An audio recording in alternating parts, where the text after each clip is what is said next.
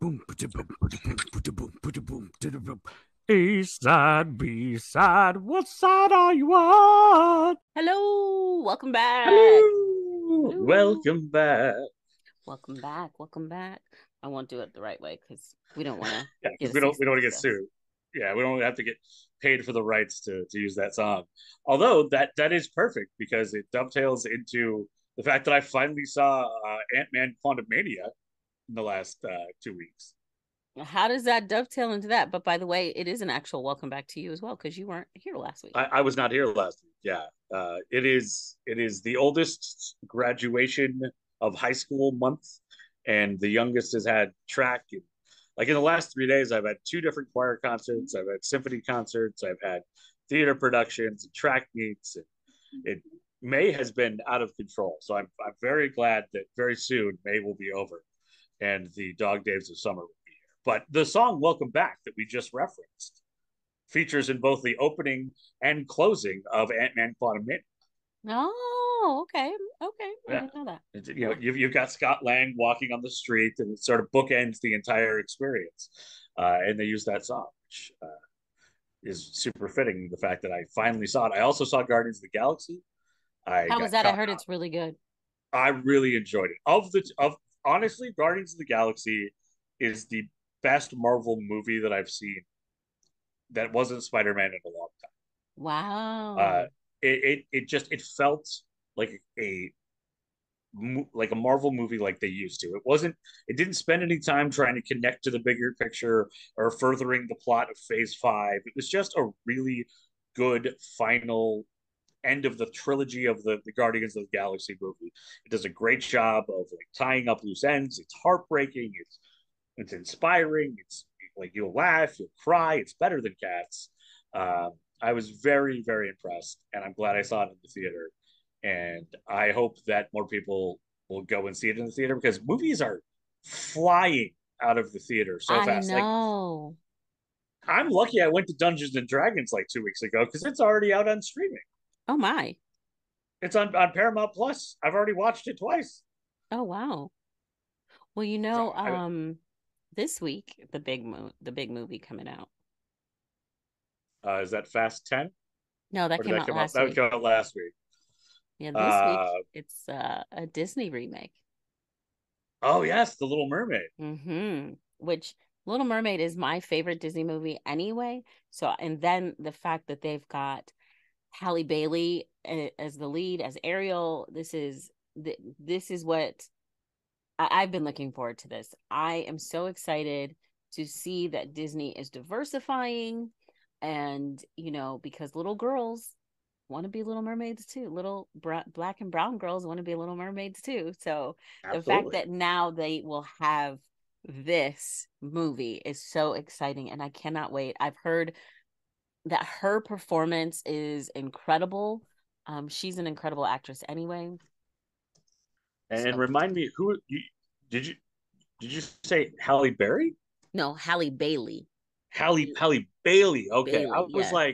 So her and her sister I are know a you can do singing a group. lot, but it's like we don't need to have like Halle Berry's great, but like it would make a whole lot of sense to have her as the young, No, Halle underdoing Bailey. spot. Yeah, Bailey. so Okay. Chloe and Haley are actually Beyonce discovered sisters, and then they both were on Grownish, which is the Blackish spinoff, and Grownish was Okay. on Freeform. And And then they've won five, or they've been nominated for 5 Grammys. So hmm that's impressive. Right. yeah, yeah. So I am super looking forward to that. I do want to see Guardians of the Galaxy really bad. Of course, I want to see Fast 10 because I love every Fast and Furious movie. Um, I like. Is it going to be a problem if I haven't seen the last week? Probably not. Okay, I feel Probably like it's not. one of those you can just jump into. It's probably not a lot of lore that it's not like Lord of the Rings. So I'm going to be like, No. wait, what's this about a ring? No, no. I think you can slide on into the seat and you'll be just fine. I'm very excited because it's got both. Oh gosh, I'm so good at names. Uh, the guy from Reacher, Alan Richman, Rick, yes. Rickman, Rick. Richmond. Richmond, I yes. did. We did an entire ace on him like a year ago, and they said his name wrong the entire episode. So if I ever do meet him, he's allowed to punch me immediately, which means I I'll don't probably think you die. want him to punch you though. He's a No, pretty big boy. I don't think he would punch me. He seems like a really nice guy. He's fun to follow on Instagram. He's very self-deprecating. And then it's also got uh, Brie Larson from Captain Marvel is in it now too. There's a lot of people in that movie. There's way more than 10 people in that. Yes, yes.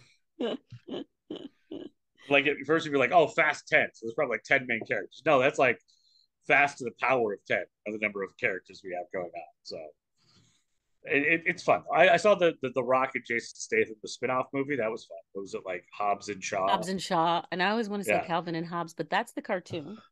it is. But ironically, I think you could probably do an entire like analysis of is Hobbs and Shaw just an adaptation of Calvin and Hobbes in a way.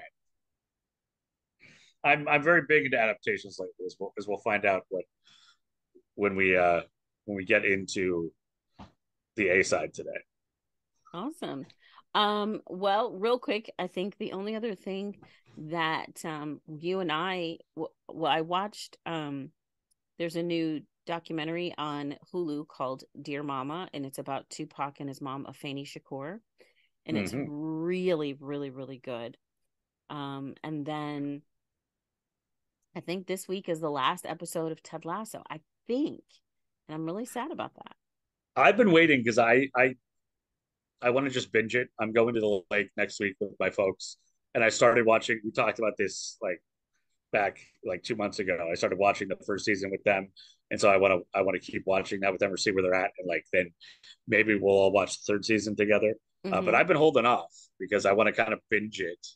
But it's really interesting that the pendulum of that whole like binge everything, like everything gets released at once, is then kind of swung back to releasing it once a week. Mm-hmm. And now like Marvel, and I don't know if they don't think it's going to do well, so they're like, we'll just release them all at once. But like the Echo series, Oh yeah, based they're off of releasing it all at once, right? yeah, then now they're going back to just like here's the entire season. So it feels very strange that all of those like that delivery method keeps switching, and it might switch again because if the writers are on strike, Yeah. like Yeah. everything that's supposed to be recorded and being done now is going to get delayed. And then of course, Netflix, and I wonder how this will impact Netflix too, because of course now Netflix has sent out the emails about password sharing. And if you have someone who is on your account but not in your house, you have to pay extra for them. Like so, and I guess I needed a little bit of an explainer from that because will you have to like opt in? Yes. So either Like if someone is using your account, like let's say you are using my account, you can now either go ahead and get your own account, or I will have to opt in to pay the extra for you, and it's $8 a month. okay, so basically this is where Adam is coming from. If there are former people in my life that may still have access to my Netflix account that I don't remember if they've ever logged out, I'm gonna find out about it. Yeah. Well, and they only let you, here's the thing though, like they'll only let you have, if you're a premium subscriber, they'll let you do two extra accounts. If you're a standard subscriber, it's only one. Well, it's me and both of my kids and my mom, and my youngest is planning to eventually get her own place. So then who do I cut off? Yeah, I think at this point it's got to be the kids. I guess so. Yeah, I can't cut off my mom. You can't cut off mom. I mean, we're not cutting off one of our most diehard podcast listeners. I'm gonna side with mom every time. Well, I will put her on yours then. Then I gotta. Well, actually, my parents did get their own Netflix account a few years ago because they would get so frustrated because we'd be watching the same stuff, Hmm. and if they were logged in as me, they couldn't figure out what episode I Oh had yeah. recently watched and what Hmm. episode they had recently watched. But I am pretty sure that there is somebody out there that is still logged into my Netflix account that is watching stuff on my account that I don't know that they are. because Just I'll random like stuff roll in. pops up. Yeah, it'll be like recently watched. And I was like, I don't know. I got insomnia, but I'm pretty sure I didn't watch that. You didn't watch Gilmore Girls? I was like, no, that's not why I named my dog Laura. Oh man. So we'll see. I think there's gonna be a lot of difficult conversations happening because like when you're with somebody and then like you're hanging out at a friend's house and like you log in and like you watch a show together and then you don't log out and then you just realize that you've been logged in on their like Xbox for like 6 years. They might Right. not even be watching it, but you're still logged in. Right. There are a lot of people who think they have Netflix because they don't remember that their friend logged into an account or that their parents logged in or an ex-girlfriend or ex-boyfriend. So this is it's going to be some interesting conversations of why don't I have Netflix anymore? Well, and here's the thing, they also say that you'll still be able to use it like if you go on vacation, if you have a vacation home, or if you are in a hotel. But my thing is, how will you know whether it's me or somebody else? So am Yeah, I going to and have to that's pay for another account? Like that's silly. it is, and it's not foolproof either because YouTube TV does the same thing. So when I was traveling, like to visit my folks in Arizona or my brother in Washington, or like last year when I was going down to Kansas for my grandparents' funerals and things, that I would like be on my phone and log in. It would be like, oh, did you move or are you traveling? And I'm like, YouTube TV, like back off, man. Like I'm just here for Right. like a day. I was like, I don't have to update you every time I leave town. You're not my Yeah. probation officer. I wonder how it will, I wonder if it will impact them. I know they've been doing it in other countries. They claim that, they have more subscribers now, but I'm like, well, do you? Or are you just saying that because you're like, crap, we're in it now? Yeah, I think like they may have more subscribers, but their watch numbers are going to go down. But Yeah. they don't use Nielsen. They don't use any tracking system. Like the, the streaming services just basically get to tell us what's a hit, Hmm. and we trust them because it makes it like why would you not tell us it was a hit? But if you're like, oh, this was the most downloaded movie of the year, we're like, okay, we can't actually prove it wasn't. Right. Well, and apparently, like they released a new film or series, Cleopatra, and it was like bad. Like nobody watched it, apparently. Oh, So that's fair. There are so many. Like, do we need another like dramedy on royal people? no. And we got Although I enough. do love Queen Charlotte, you shut your face. We've got like the Queen, we've got the Great, we've got all of these royal like you know stories, bio series. Seems like we're kind of like reached critical mass. Maybe we should do some made up stuff again, but without writers, that's not going to happen. That's okay. We got AI. AI will write all the scripts now. Oh boy. Oh boy. I can't lie. I have used ChatGPT a little bit, but I don't want it to like write everything for me. No, because everyone has their own voice too, and Yeah. I feel like unless I could load like every podcast that we had done into ChatGPT and say, okay, listen to every A side, and then write an A side that sounds like me, it's going to sound fake. Yeah. And I mean, that's one of those things where I think that I know that there are already like technology is great about creating a problem that's selling you the solution. Hmm. So I know that there are already companies that are selling software that for teachers and schools to figure out if a kid used chat gpt for the paper, Yeah.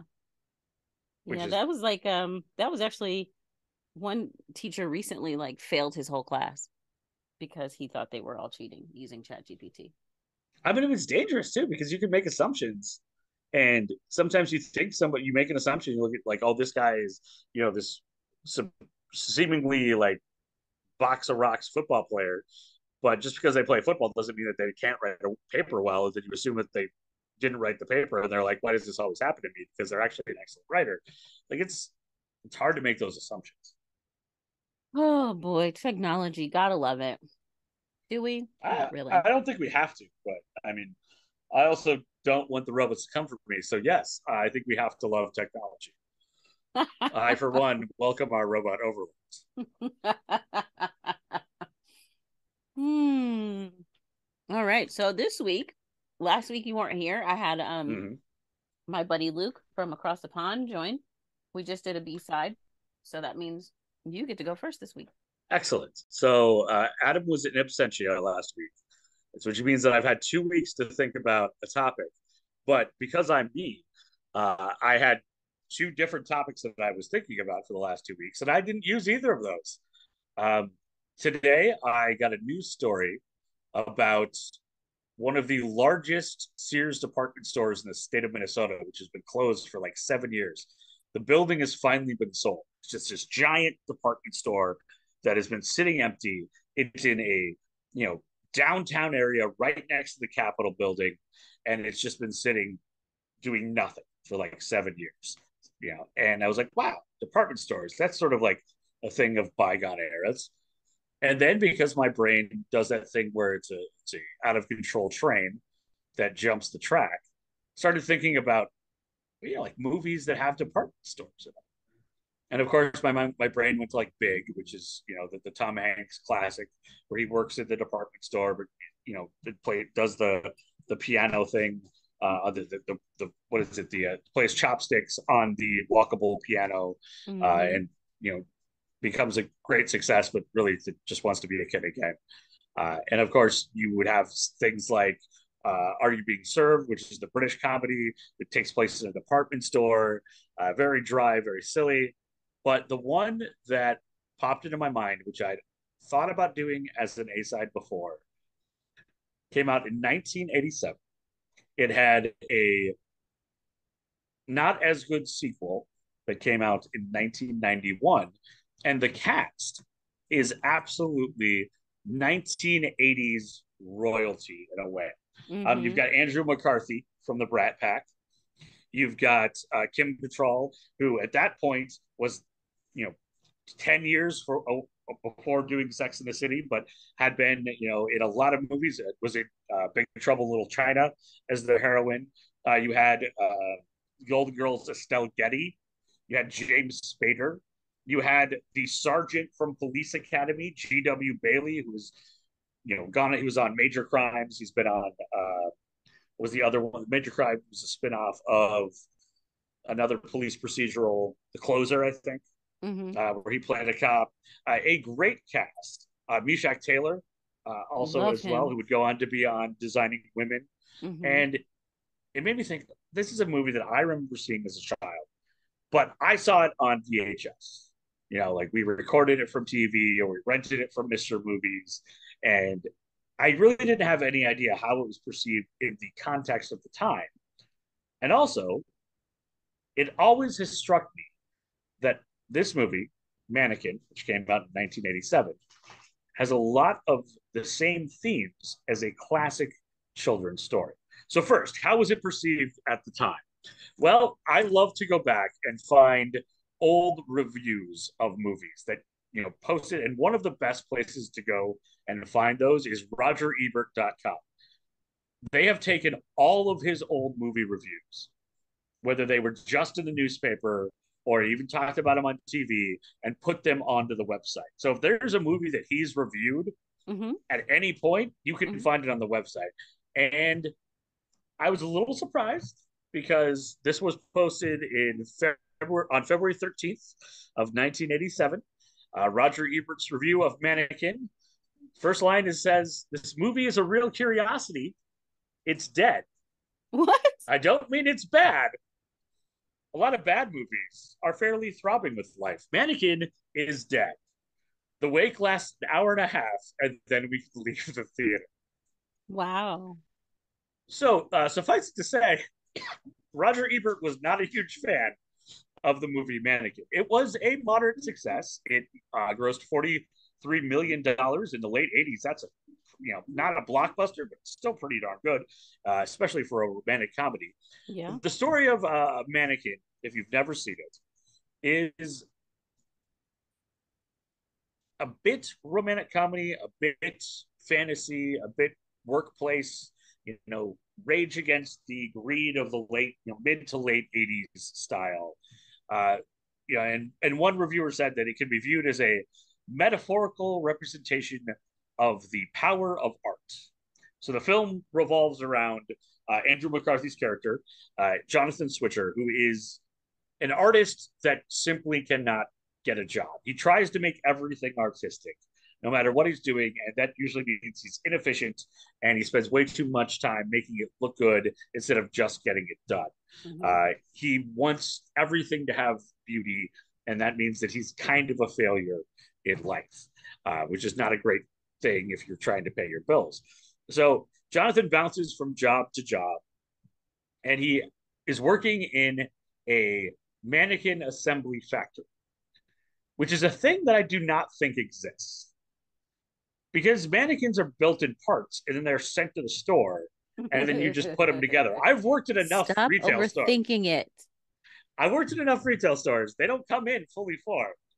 I mean, you got to be like, okay, this looks like an arm, this looks like a leg. Let's put it all together.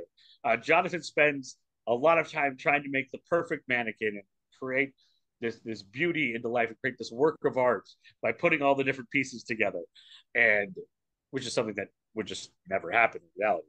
But nonetheless, and while he is doing this, he creates a beautiful mannequin who becomes embodied by the spirits of an Egyptian princess.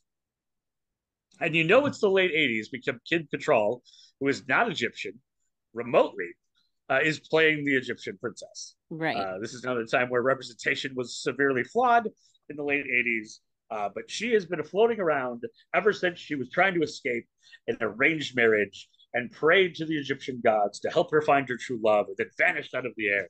And in the eon sense, has been floating around as a muse, inspiring art, looking for her true love. And so Jonathan, played by Andrew McCarthy, creates this mannequin and it comes to life, but it only comes to life when he is looking at it.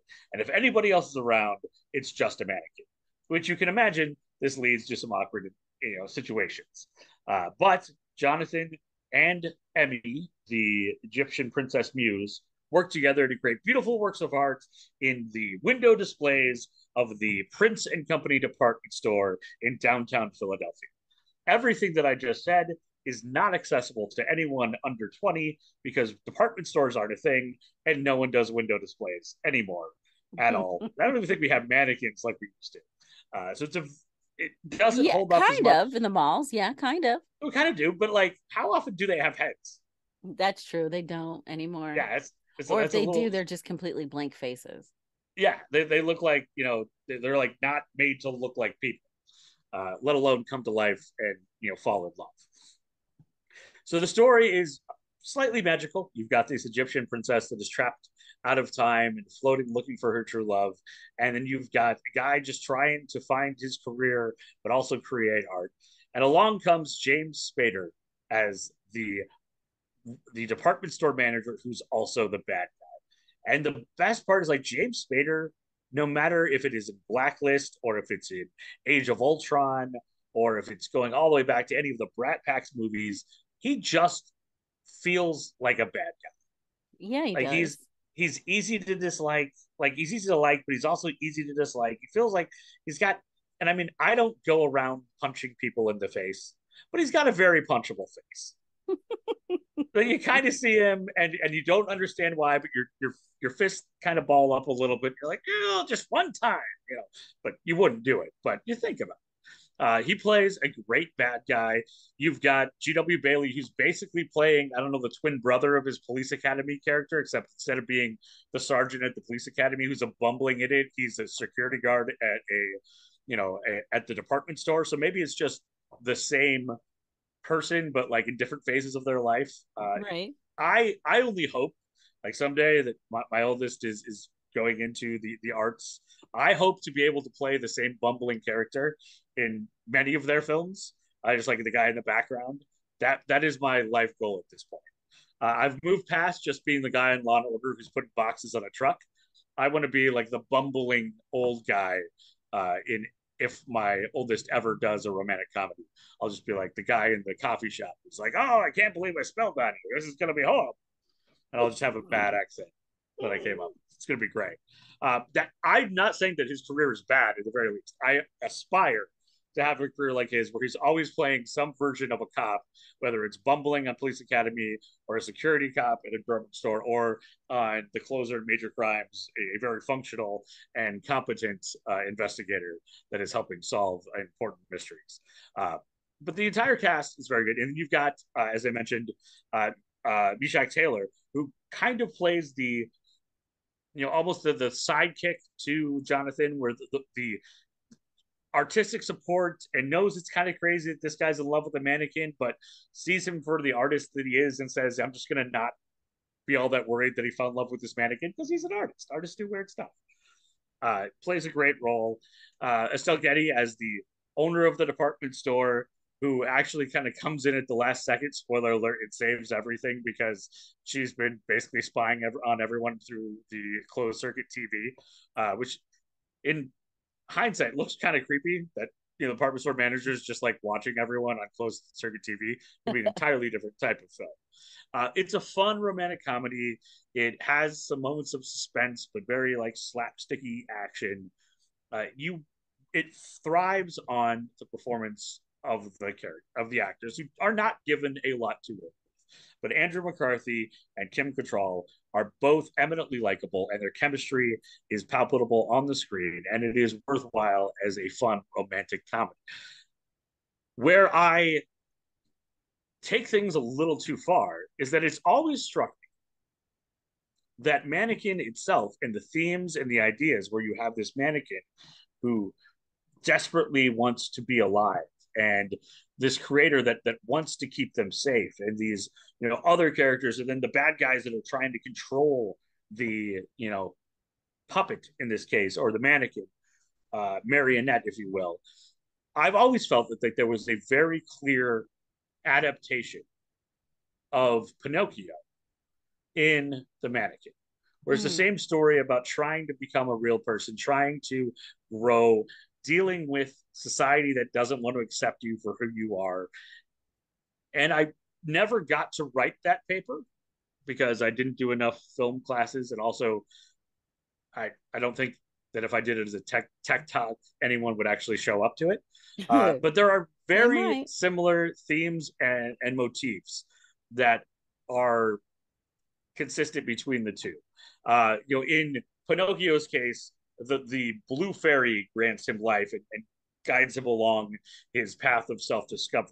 In Mannequin, the Emmy, the Egyptian princess, magically comes to life and then encounters Jonathan, who then helps guide her along their path of self-discovery. And in a way, it's his path of self-discovery as well.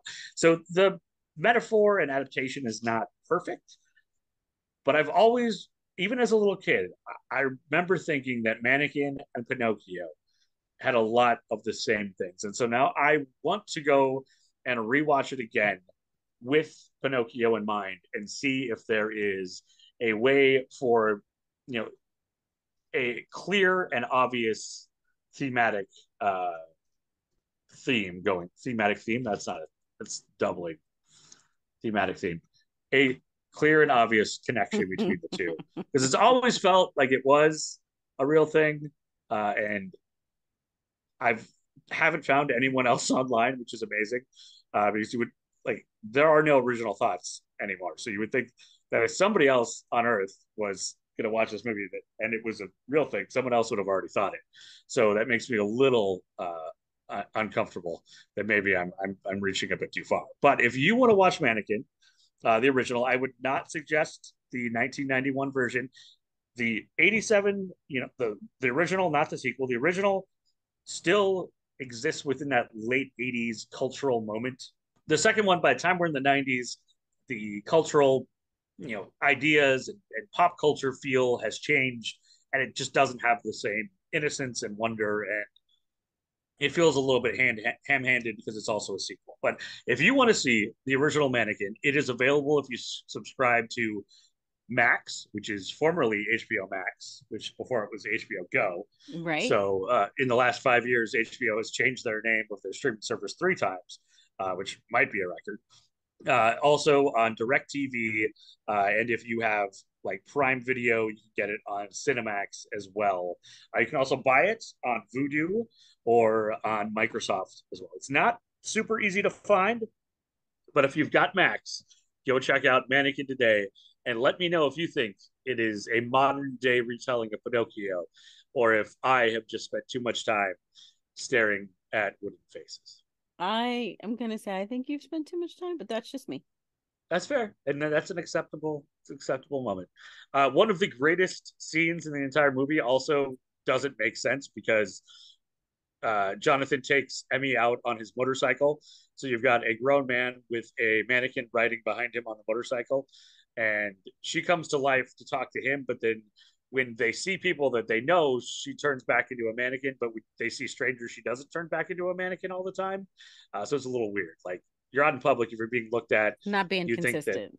you're not being consistent with the lore here, but that's okay. That's something that probably only bothers someone who overthinks things as much as I do. So today's A side is the Mannequin. It is as fun as you remember, and if you've never seen it, give it a try, and tell me if you think it is just a retelling of Pinocchio in a slightly different way. All right, so that's the A side. That is the A side. Last week, Adam, I'm not sure if you caught it or not. It was a very, very interesting. A book pretty much solved the case.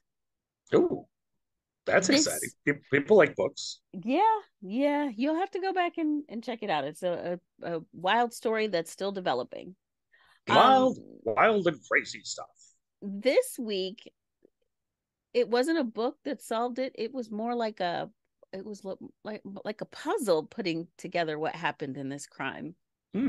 So if you like puzzles, this is the one for you. Yeah, this is very like that summer of COVID when everyone just was like doing puzzles and learning to cross stitch and baking Uh-huh. bread That's and that's singing that's what like this that's what and this side singing is this week. sea shanty songs. Yeah. This week we're talking about the body in room 348. Greg Fleniken was born December 26th of 1954. And as a young man, apparently just like he was when he was older, he was a really good guy. Everybody seemed to love him. He worked as a chief engineer. He spent months and months at sea. And then later in life, he had a reinvention. Sometimes people do that, it's like, oh, you know what? I think I want a career change. So he reinvented himself as a landman, which is a very familiar occupation in South Texas. I had no idea what it was, so I had to look it up. I was gonna say I feel like I'm a landman because I don't fly or go to sea. So it's not quite that. It's an occupation in oil, gas, and mineral or other energy source exploration. A landman interacts with and negotiates directly with landowners to acquire leases for exploration and development of minerals or other energy sources. So, like, I guess he's the person that deals with, like, if you own land and you've got oil, he's going to come to you and try to get some, like, deal where they can explore your land or something. That's kind of It's what I took it as. it's still a thing that happens today. Like I because I talk to everyone. There's a regular at one of the establishments that I go to around here who he works in mines, but he's an inspector for like safety. But Mm-hmm. he's constantly going to places that are private property, but that who have then rented the land underneath for mining or drilling or something. And so it feels like it's an old school thing, but it's definitely still happening It's today. still happening quite a bit, yeah.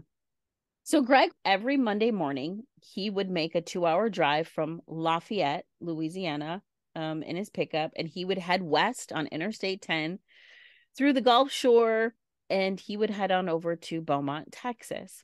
It took him a few hours to get over there. And of course, as he's going, imagine all the things that he's passing on Interstate 12, oil rigs and billboards and motel chains and restaurants, adult superstores, all of that he's passing as he's driving. His company rented him a room in the cabana, which was a 3-story wing that wrapped around a small swimming pool that had palm trees planted around it. I don't know why I can't talk today. I mean, small swimming pool is that's hard to say fast. Wrapped around a small swimming pool. This cabana was at the Elegante Hotel, again in Beaumont, Texas. This night, it happened to be a Wednesday night.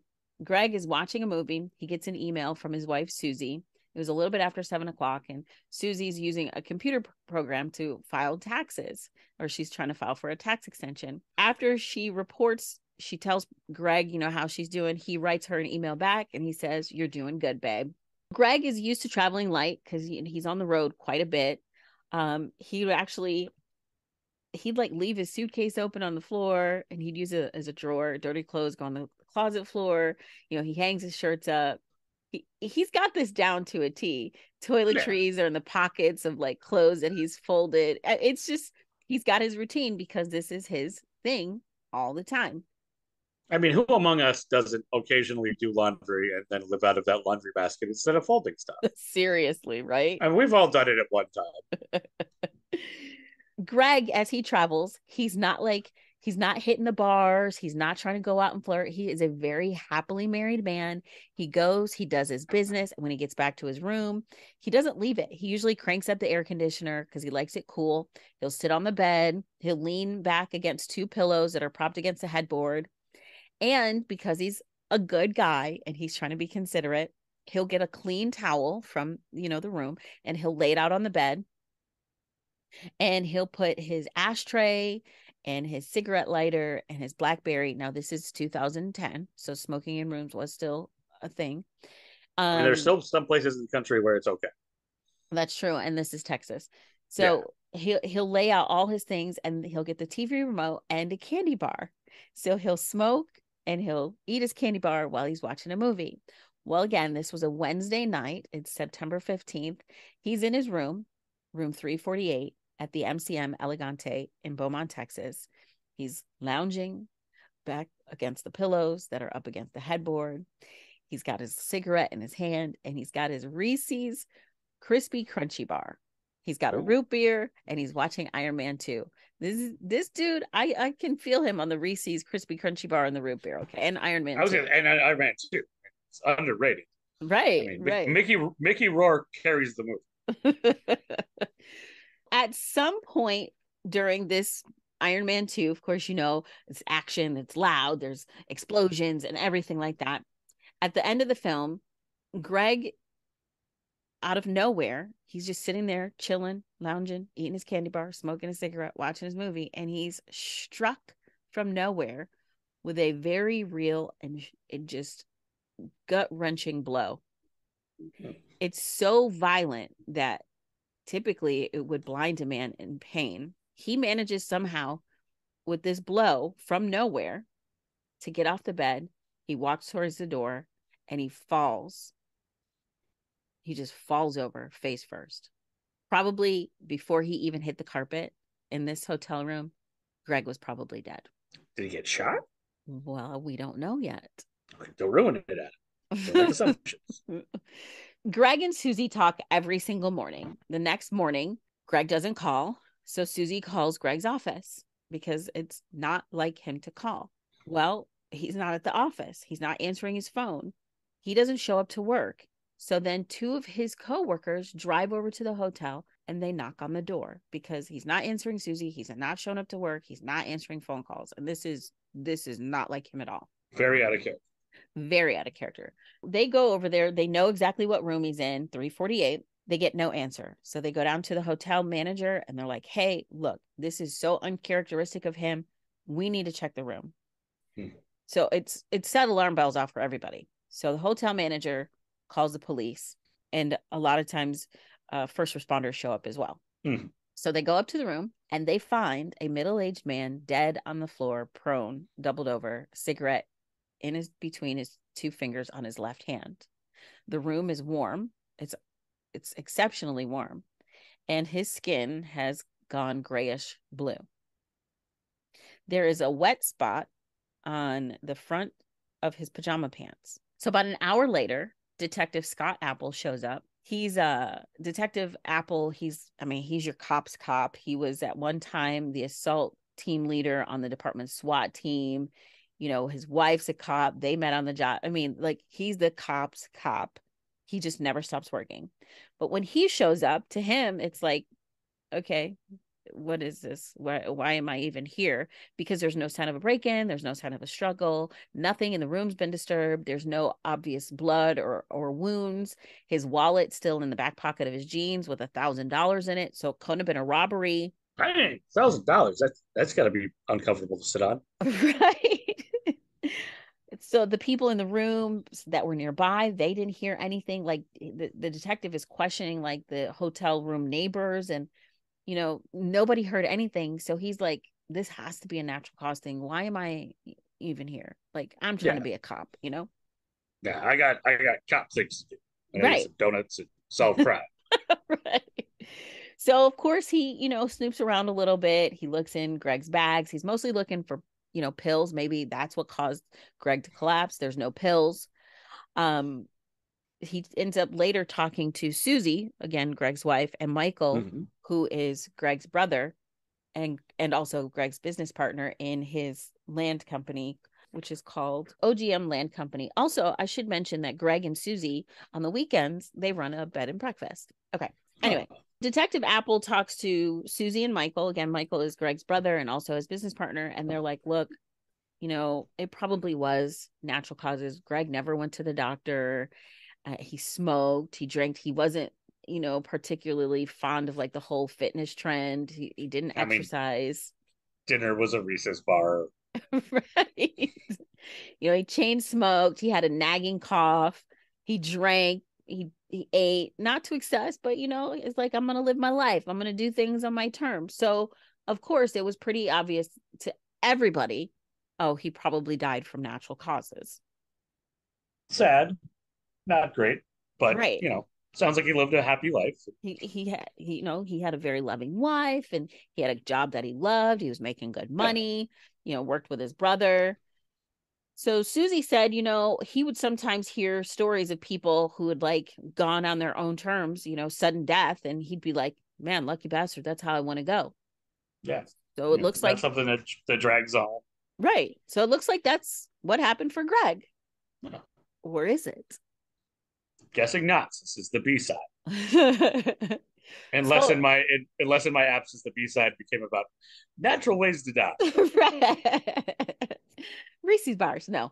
Um, so as is procedure, you know, at during a death, a photographer comes in and snaps photos of a crime scene, puts it on record. The body is then transported to the Jefferson County Medical Examiner for an autopsy. So Dr. Tommy Brown is the medical examiner in Jefferson County, and it took him about 45 minutes to do his postmortem exam. He does a thorough inspection inside and out. He measures the organs, he weighs them, he describes any and everything that he has found, and it's all on the official form. Initially, again, Greg's cause of death was thought to be natural causes, pretty unremarkable. 55-year-old guy who's in decent shape. But after Dr. Tommy Brown's examination, Dr. Brown finds on the body a 1-inch abrasion on his left cheek where his face hit the rug, and he found a 1/2-inch laceration in his scrotum. The scrotum itself was swollen and discolored, and around the wound there was some fluid. There was also some bruising that had gone from the groin and spread up across the right hip. So it looked as if something had really hit Greg hard. Then Dr. Brown opens up the front torso of Greg, and he is surprised by the amount of blood that he finds, and there is extensive damage to his internal organs. Yikes. There's also some partially digested food that had been in his intestines that was no longer in his intestines because of the damage caused to his body, his internal organs. Of course, the doctor found a small laceration on the intestines, on the stomach, and the liver. Greg also had 2 broken ribs and a hole in the right atrium of his heart. Good grief. So it looks as if he's been beaten to death or crushed. So Dr. Brown concludes that the wound to his scrotum has likely been caused by like a hard kick. It had to be something so severe, though, that it would cause all this other internal damage. So maybe a kick to the scrotum, and then somebody had beat him with something. Whoa. The damage was so severe that Dr. Brown is saying that he would have bled out in less than 30 seconds. So it's not looking like natural causes after all. But now the manner of death has been ruled officially as a homicide, blunt force trauma. So Dr. Brown calls Detective Scott Apple and he tells him, okay, so our guy in room 348, he had some massive internal injuries. This is the kind of stuff you see in crash victims or someone who's had something heavy fall on them. Goodness. So now Detective Apple is intrigued because now he gets to do the coppity cop thing. And he's like, wait a second. Now I understand why I'm here. Right. And this is also Beaumont, Texas. There's not a whole lot of murders. Like this one now, because it has been ruled a homicide, would be the 10th one of the year. Wow. So over the next couple of weeks, couple of months, Detective Apple, he's chasing down every lead, every angle that he can. And he's just coming up empty-handed. He cannot figure out what happened to Greg Fleniken.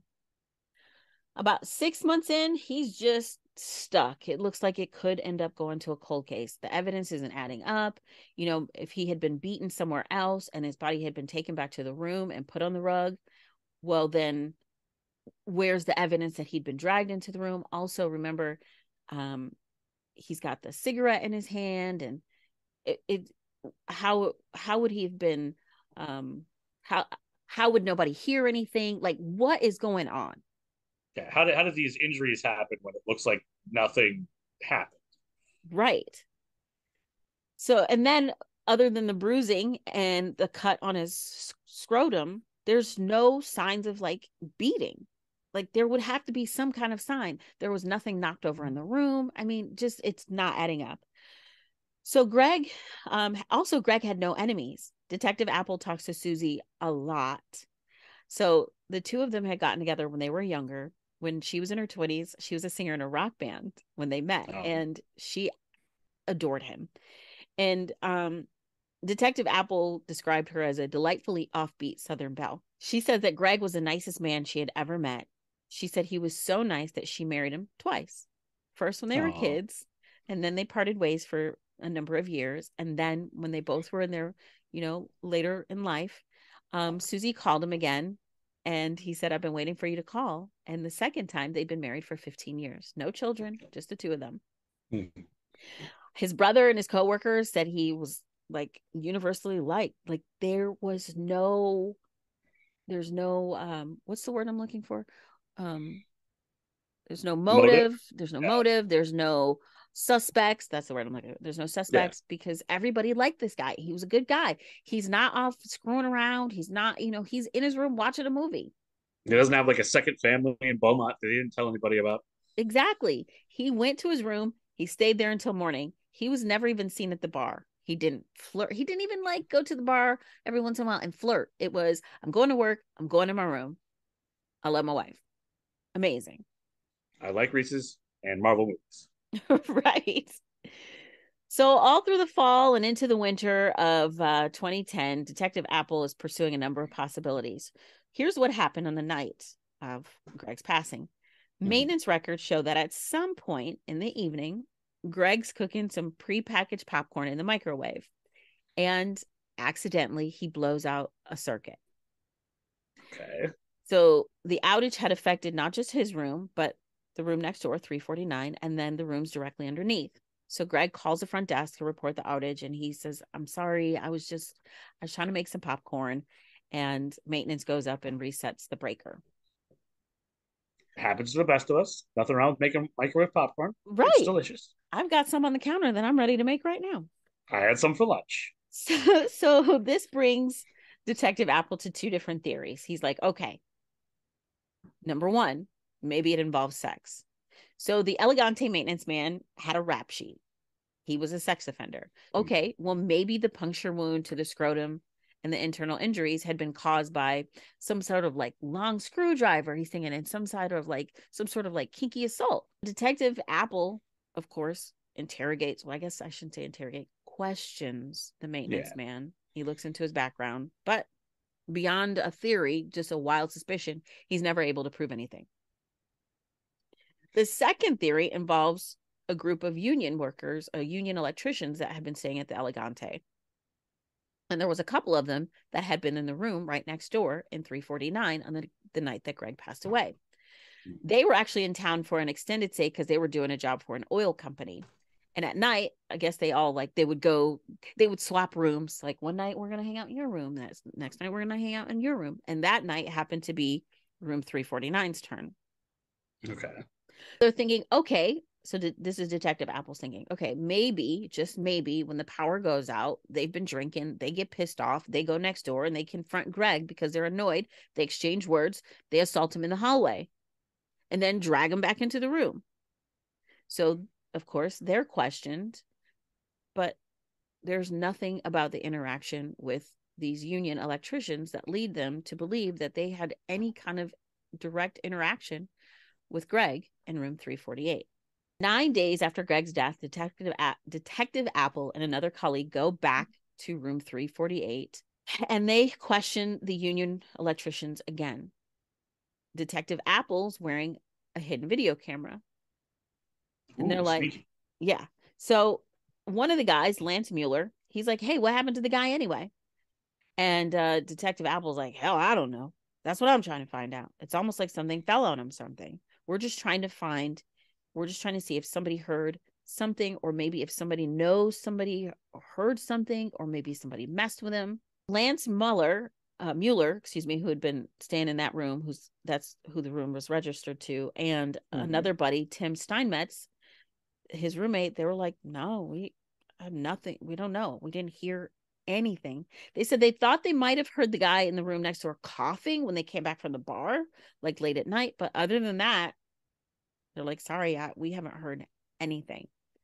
And then, it's like, well, if something fell on them, they're like saying there's nothing really heavy in the rooms. Yeah, like there would have been some evidence of that. There would have been like ceiling tiles or something, but there's nothing out of place.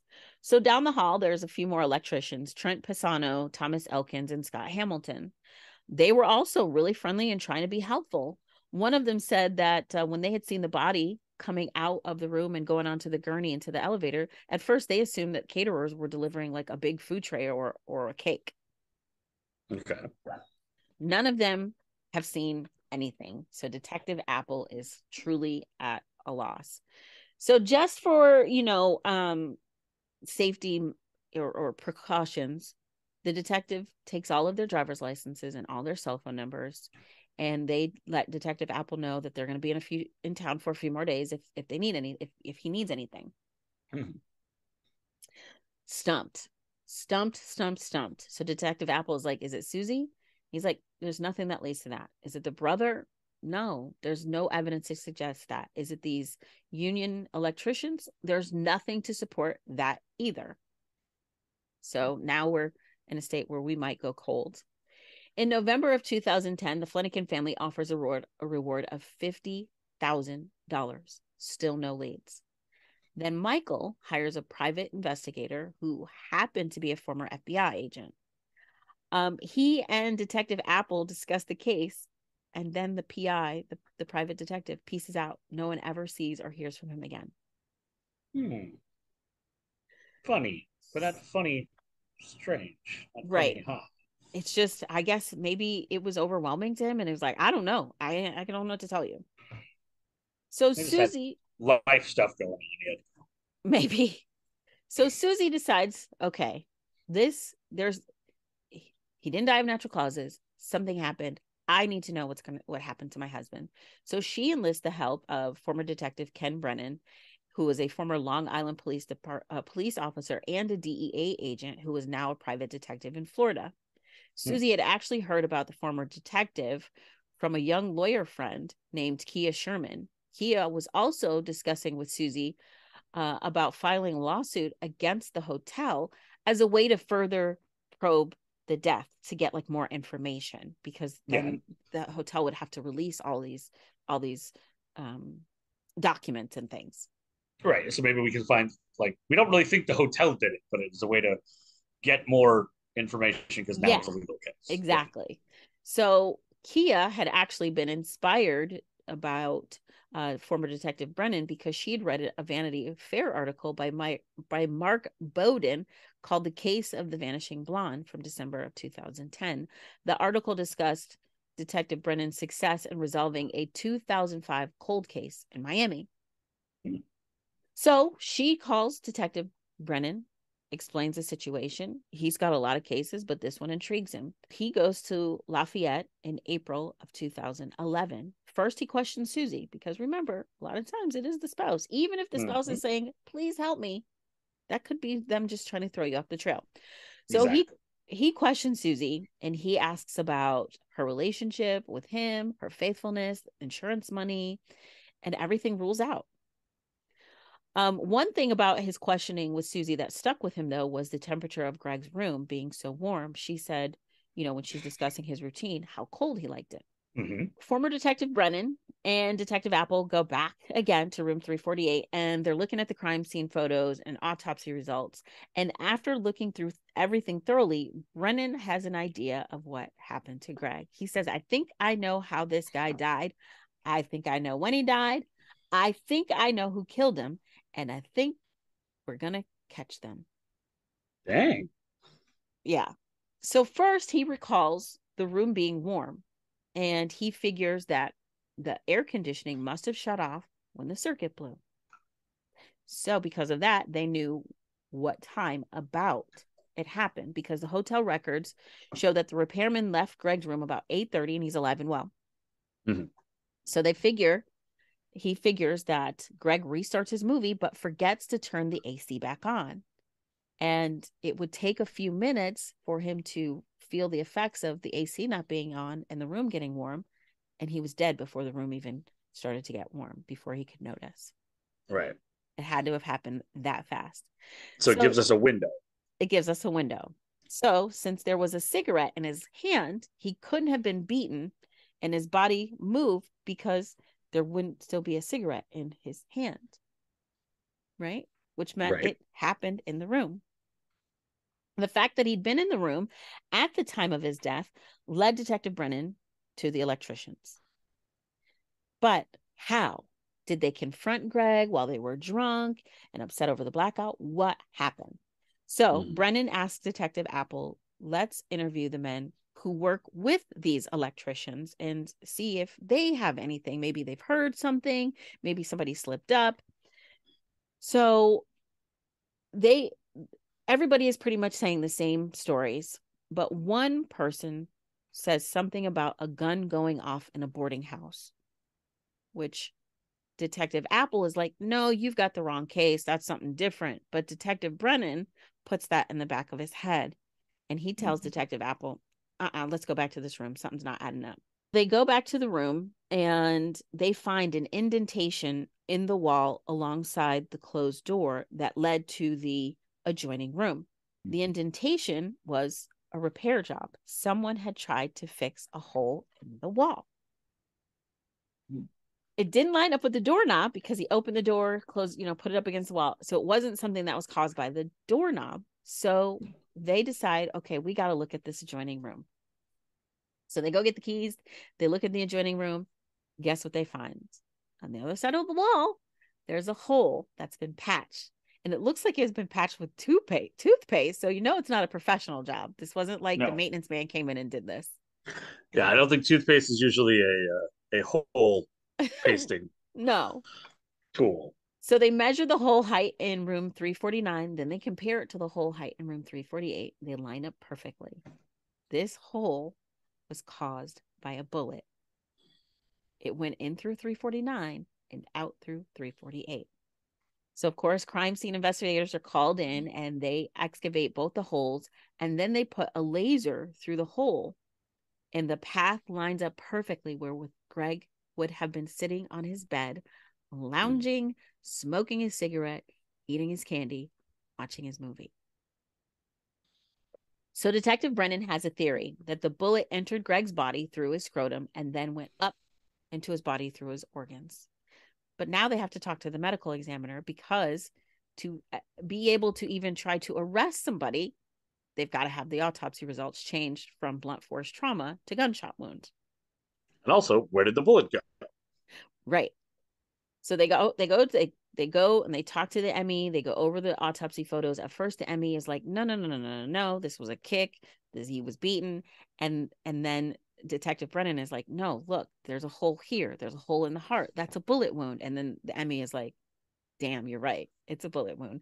So they end up Oh, changing. that's got to be embarrassing for the ME Yeah. to Yeah. have the random police officer.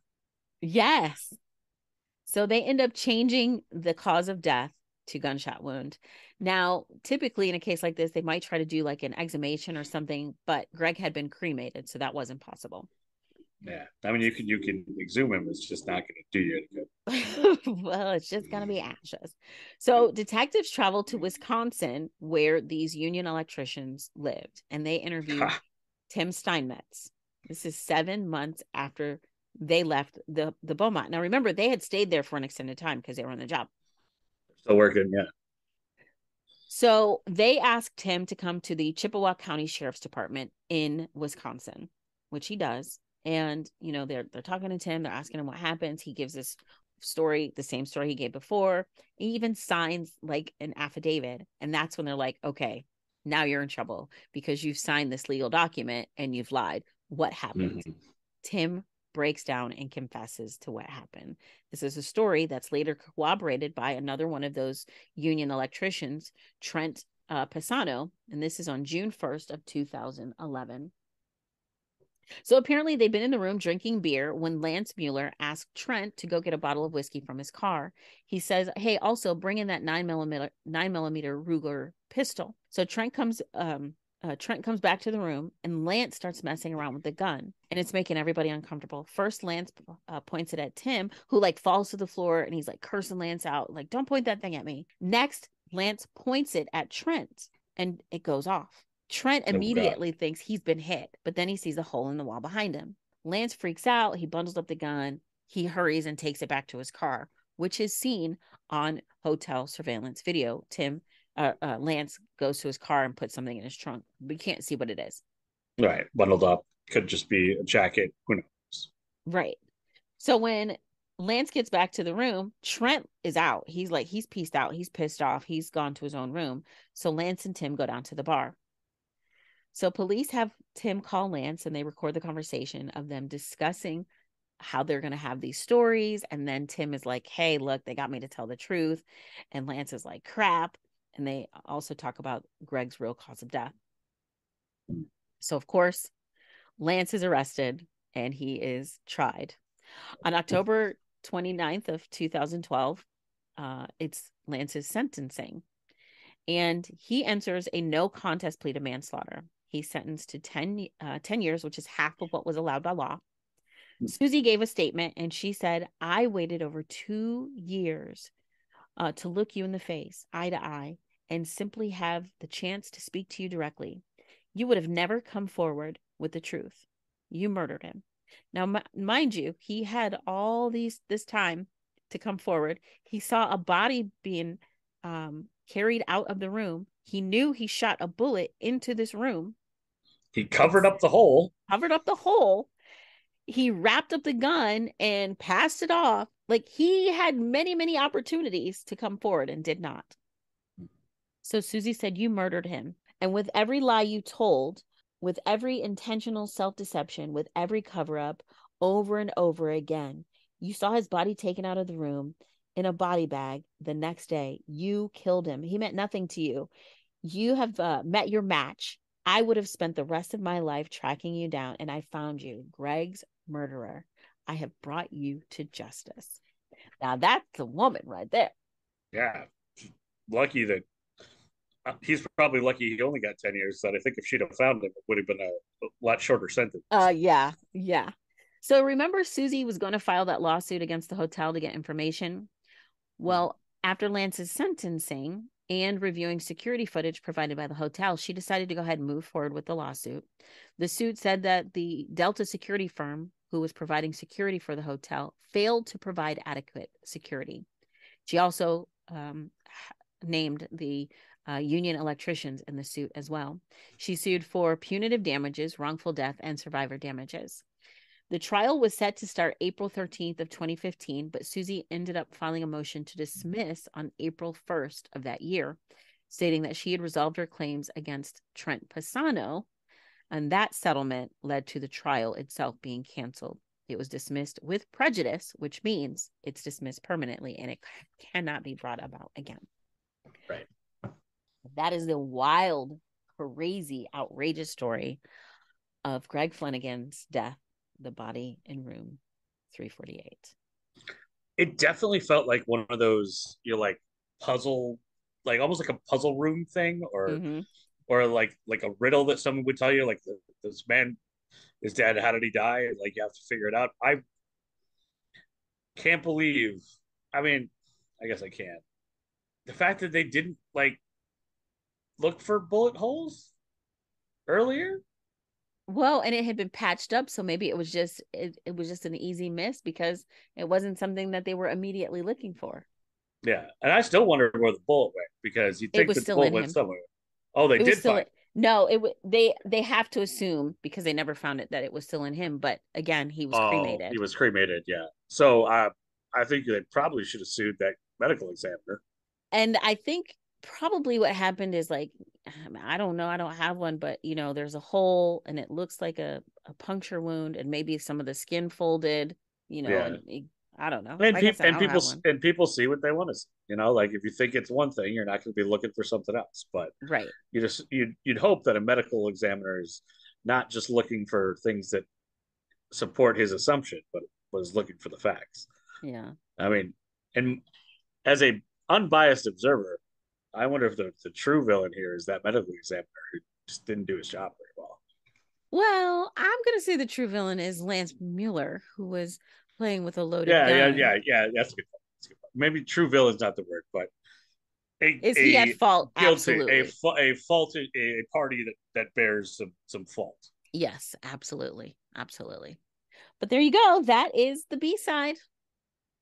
That was a fun B side. I was Thanks. trying to figure it out the whole time, uh, and then I love how, like, I almost ruined it at the beginning. Yeah, you did. Hey, Adam, don't jump to conclusions. Oh my gosh. But there you go. So that's episode 136. And if you want to hear any of our other episodes, you can go to our website, A-side, B-side podcast.square.site.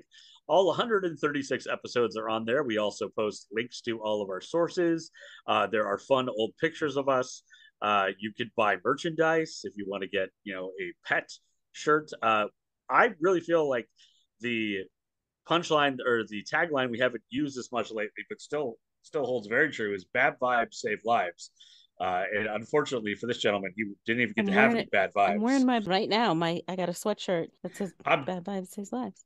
I'm definitely getting one and sending it with the oldest to college to just wear around when they're off at university. This is a constant reminder that to let their friends know that Dad has a podcast, but also to be safe Yes, as well. 100%. Yeah, but you can check out all the merchandise on there. You can find us on all of the streaming sites.